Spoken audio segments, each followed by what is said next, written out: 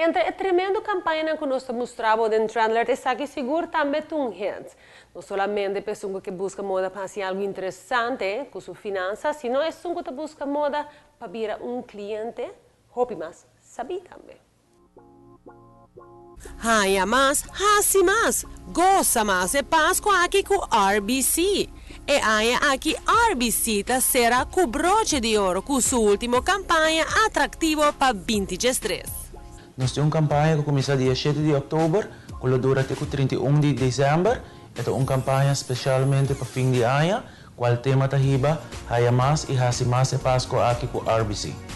A campanha aqui tem interesse na hobby atrativo riba préstamo personal, préstamo para auto e préstamo para casa. O préstamo para auto está 9% APR, e prometo 2 lunas na cliente não paga somente interesse. Préstamo personal varia entre 10,5% e 16,5% APR e préstamo para hipoteca 6,95% APR.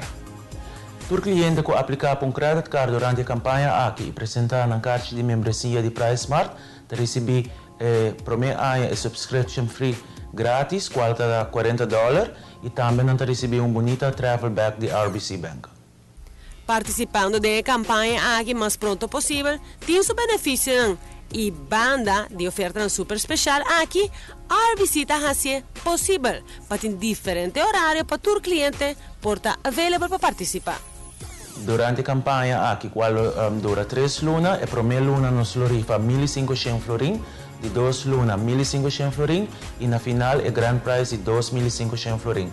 Dus, mais ligeiro aplicar, mais chance de ganhar. Dus, é hora de chance de ganhar a primeira luna, de 2 lunas e de 3 lunas.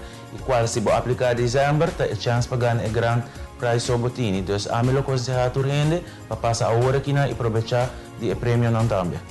Nós também temos shopping nights também para clientes que não passa durante a hora de trabalho. A shopping nights também está na Main Street Branch. E também está 3 shopping nights. E dia e hora não lo anunciado depois. Também nós também está presente na Home Expo, qual toma lugar dia 25, 26 e 27 de outubro. Dus a campanha aqui também está aplicável também para pessoas que passam a visitar-nos durante a Expo Cas.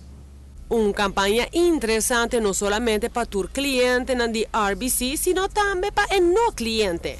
Por passar livremente na qualquer branch de RBC para qualquer pergunta. Também por chamar e assim fazer uma cita na hora conveniente para bom mês. RBC Strength at Work.